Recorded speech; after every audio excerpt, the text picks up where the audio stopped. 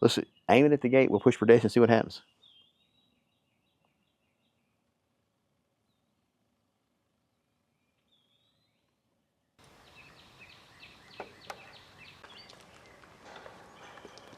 These actuators are still good.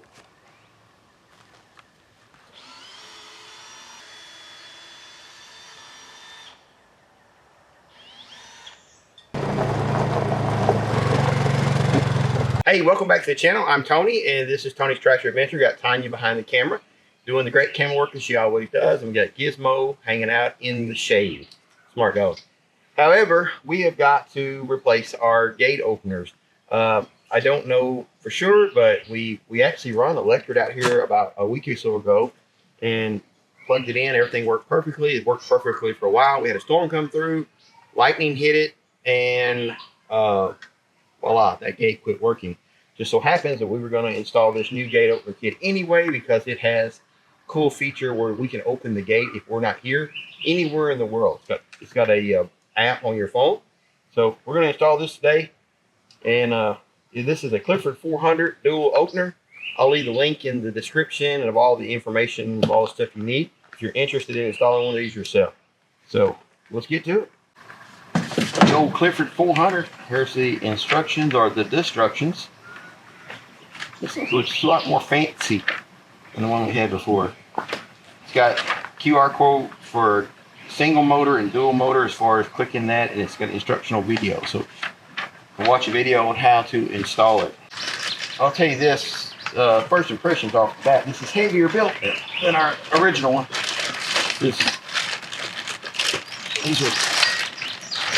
These are actually really heavy.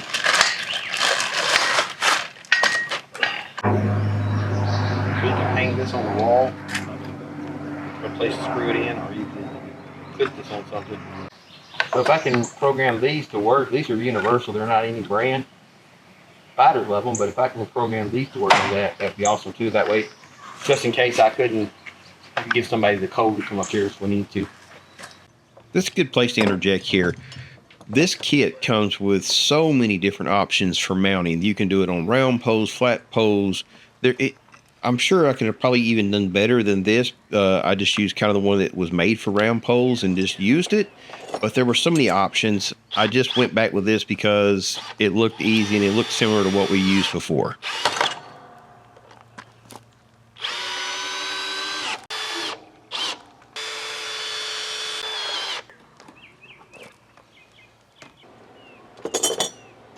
Just like on the gate post, their kit comes with so many different types of mounts that just would handle about any eventuality on what type of gate you might have.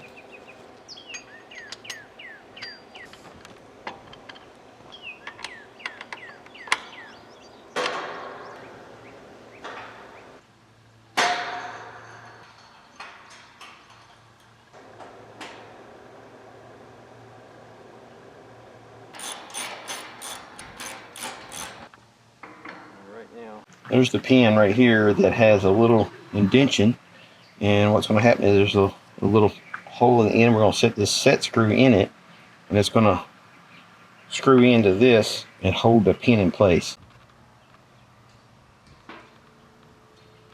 Lost his hand, babe. That's all I need to see. See that set screw put in.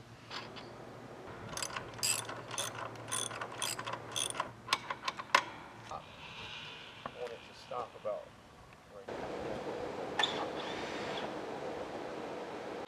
You're gonna. It doesn't come with that feature, so it's very important that you pre-plan that. It shows it needs two 12-volt 5-amp-hour batteries, and the thing is, we already have two 12-volt 7-amp-hour batteries, so these are quite a bit bigger. However, they will not fit in the hole. They'll fit one, but they're run in series to make it 24 volts. So you need two smaller batteries. You want to use their battery box. This is just a battery box. There's nothing about this. I already have this battery box that these batteries will fit in. So I want to, instead of spending the money to buy the new batteries that fit that box, I'm just going to continue on using these batteries because they're a little bit heavier battery. because I'm using the old batteries and the old battery box, it doesn't mean I won't be able to use the Clifford 400 wiring.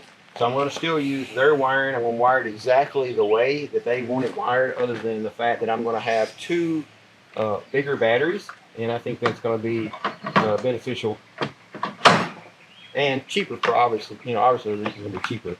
Some of the things you're going to need an assortment of these waterproof fittings for where the wires go through. This kit does not come with those.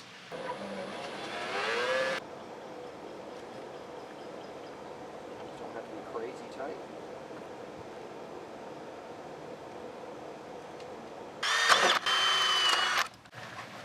So what I'm doing, because I've already buried this wire to the other side, it's got the same number of wires as the one we're putting on now.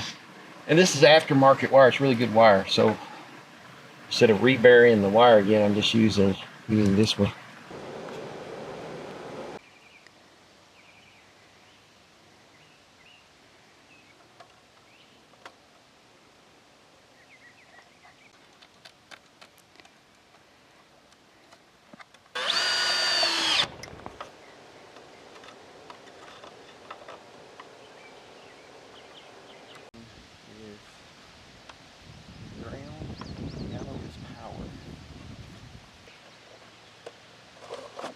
Past that, because the cable's not that long and I got it down here below, I'm going to go ahead and mount the battery beside it versus on below it. It's just not enough room for the cables that come with it.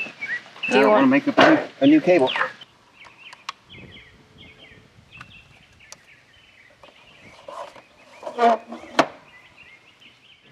I'm telling myself here just a little bit. We put this together and I expected the gate to start working right away because the light was on and it had power. However, I forgot that there is a small on and off switch under the main unit. If you don't turn it on, the gate will not work. Hook the power. That's the last thing. Alright, so this is the actual power cord. Goes together, locks. Waterproof.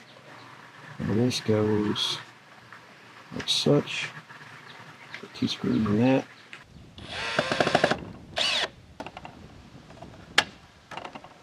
So we already have a system in, and we have a junction box on this side where we can hook this actuator up on the right side. You guys probably won't have that because it comes with enough wire to go underground all the way to the other box, but the original one that I put in didn't. But since I don't have to dig another line, I'm not going to, so I'm just going to hook this up. And this will be a little different than what you'll have, so I'm not going to show this.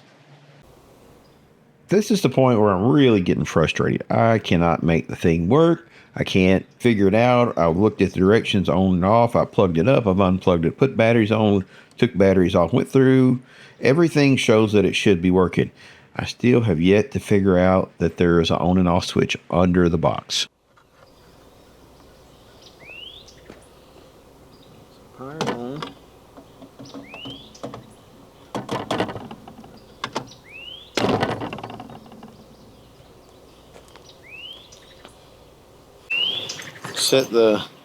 Hold this down for 3 seconds and that remote light will come on.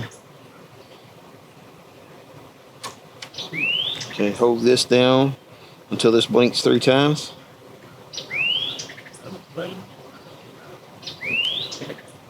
Now it should go off. And when I push this button, that light should come on, showing that the remote's engaged.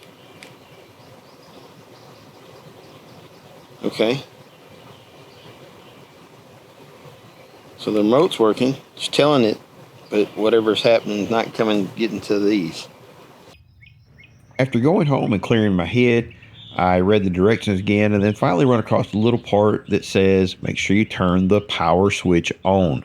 Who knew?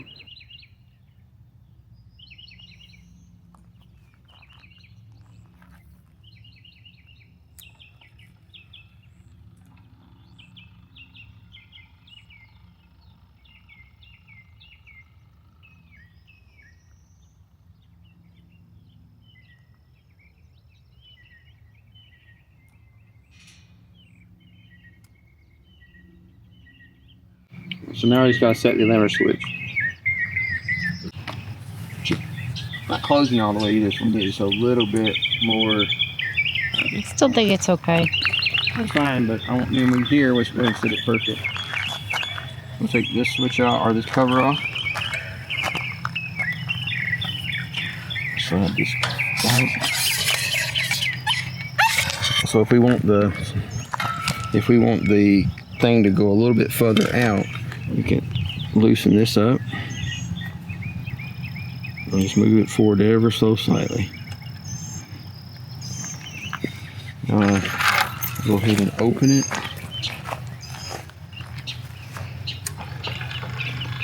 I'm going to stop it. I'm going to tell it to close. It should go in just a little bit further.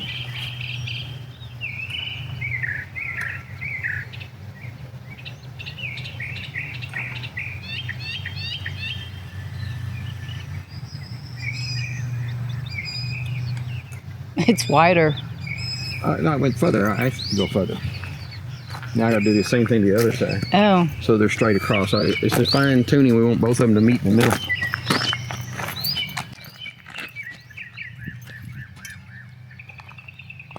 All right, step back. We're going to let it. All right, both of them are open. Stop. Now let's let them close back. See how close they are.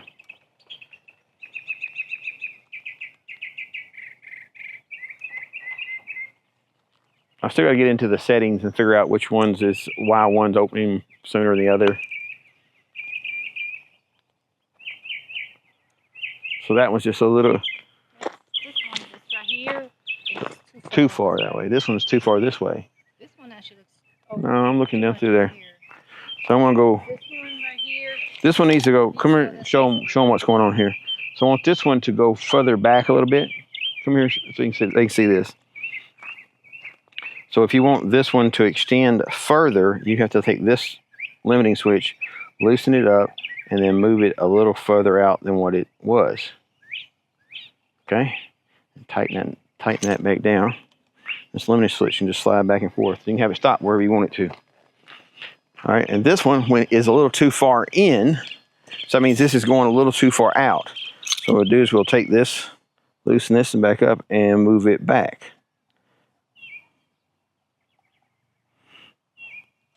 All right, push it open.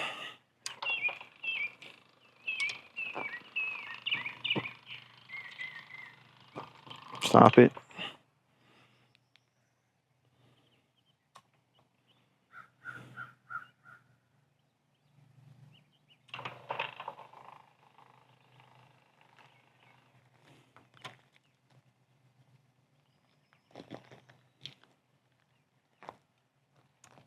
Almost. There's a tiny bit. I think this one looks pretty good. Now this one here. You come back here and look. This one looks good. It's aiming at that other post.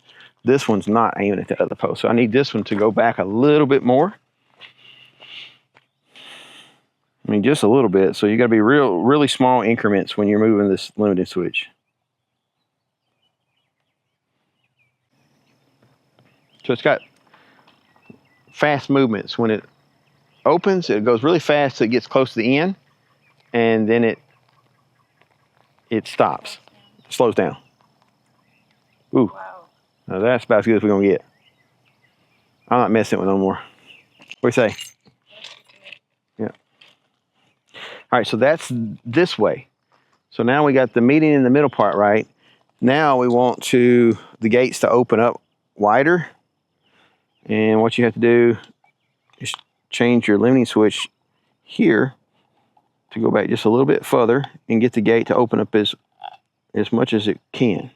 All right, so we got the inner limiting switches where it closes, where the gates meet perfectly. Now we set the outer one so that the gate will open up as wide as it possibly can. And you'll notice as the gates start moving, they move at a faster pace, and as they get towards the end, they start slowing down right here. That way they don't go back there and slam and the gates wiggle around.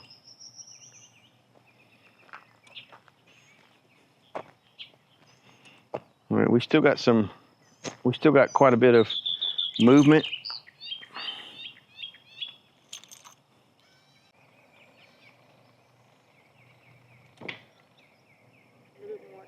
That's good. That's good. Actually, that's pretty straight. Because I don't want it touching this. It's actually pretty straight. That's about as good as we can get. So once you get your limiting switches set to where you want them, put that little cover on. I'm sliding this up. It's pretty self-explanatory. So I had all this excess wire. I kept it in case we ever need to run this wire underground across to the other side.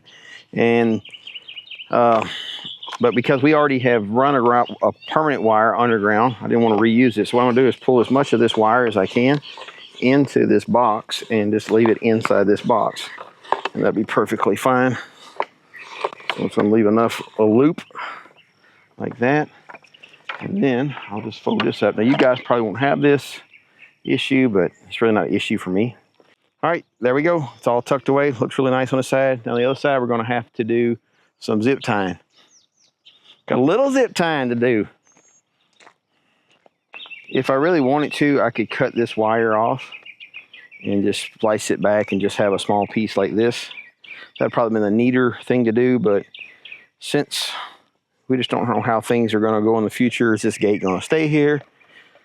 It's nice to have this option of moving this around.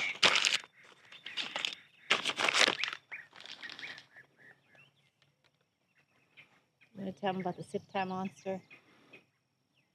No.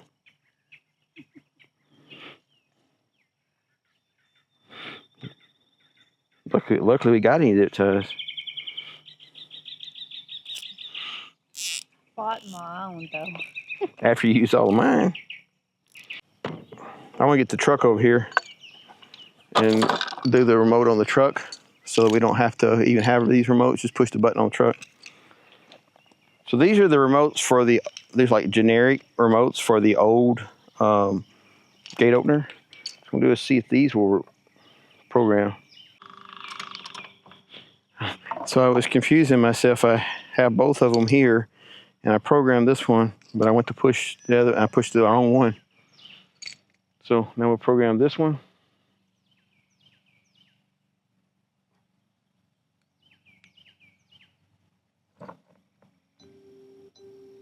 I am definitely turning off the dinger on my phone where it, Oh, that's what that is? yeah, every time you push this button or somebody opens the gate, it sends me a message. Somebody was texting you.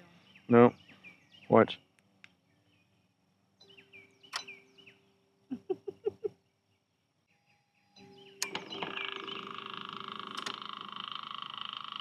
So both of these remotes work.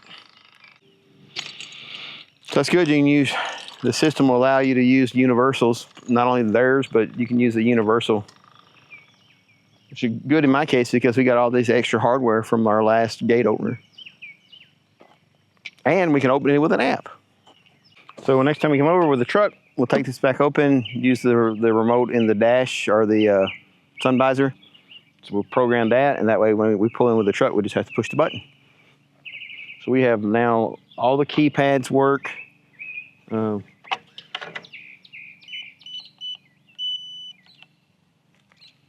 push A. Yep. All right, so we're filming the app right here, and what I'm doing here, you can see it already says front gate, so I already got it set up. But if you wanted to add another gate, you're just going to push the plus button and pick your gate opener. So this Chow gate opener, it'll not only do the Cliffords, but it'll do just about every other brand as well. So you can have one app that does all of your different gate openers and different functions, like your garage door openers. And then you also have, like, you can buy a Wi-Fi adapter from these guys that will wire into your local gate if you don't have Wi-Fi ability, and make it where it will open it up with Wi-Fi. So now I can open my gate anywhere in the world as long as I have access to Wi-Fi, because my gate opener has access to Wi-Fi, and my phone, as long as my phone has access. So this is your screen. Once you get it set up, it is, you know, open, close, stop, pedestrian. And honestly, I don't even read what pedestrian means. I guess it's only going to open up wide enough for that somebody to, I don't know, walk through. Let's aim it at the gate. We'll push pedestrian and see what happens.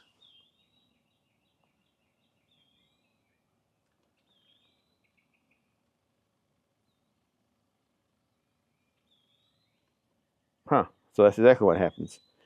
So it opens up, and I would imagine that it's going to close back automatically. I don't know.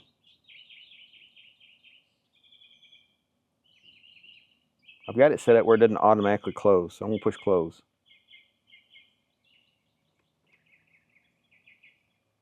So when you push pedestrian, push the one button on pedestrian, then it opens up one gate just partially. You push open, then obviously both gates open up. So if you can get the gate in the background and the phone at the same time so they can see what's going on. And it'll change to open. And while it's doing it, it's blinking. It actually gives you the little, how cool is that?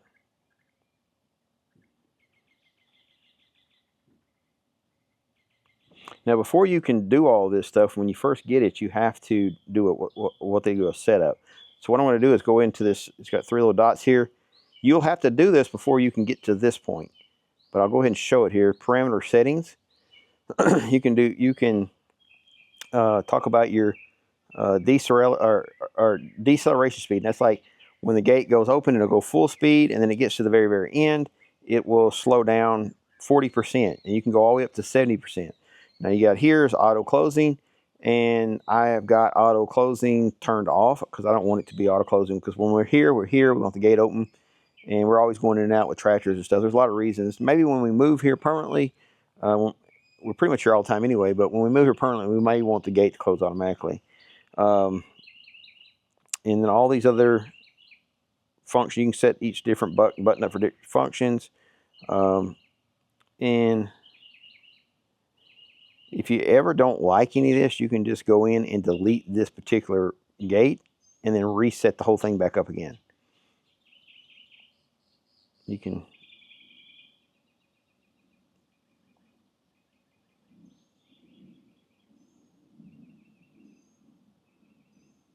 I'm just going through and showing you what I can see. Available accessories. Okay, don't have anything set up on that. You can change owner. All right, that's it in a nutshell. If you want to open the gate with the app, you're going to log in. Shows it open. Push close. I've got mine set up on Wi-Fi. There is a way to set it up with Bluetooth. And then obviously for the Bluetooth app to work, you're going to have your phone right next to it. Since ours is just Wi-Fi, I'm not worried about that. I think that's good, right? Pretty much simple. It just works. Once you get everything set up, it just works. All right, this video is coming to a close. Okay, this is closing the video out as the gates have closed, as the world turns. Anyway, all the old timers will know what I'm talking about. If you have any questions about how this gate works and all the different ways that can be installed, I'm probably not your guy. I muddled through it, but if I can put it in, anybody can. It was actually relatively easy. The hardware was very easy, and it's very robust. This is a very good gate opener. It's really, really well made. The additional step of hooking the Wi-Fi up was really painless. You put the app in, it asks you to click on your type of opener. I clicked on it, it went right through. I scanned the little the little ULR code, or the little code button, little square code, what they call them, QR codes. I scanned the little QR code. It knew everything it needed to know about this unit. It just worked. I just had to punch in my Wi-Fi password, and next thing you know, I'm opening the gate with the controller. You still do have to go through, and there's you still have to go through it and set it all up, because there's so many different settings. It's so many ways that you can set it up for you personally. You can have one gate open up, or you can have both gates open up at the same time. You can have one gate open up first. There's endless possibilities. Anyway, I hope this is helpful. Listen, if you like this video, please give a thumbs up and a subscribe. God bless. Have a great day.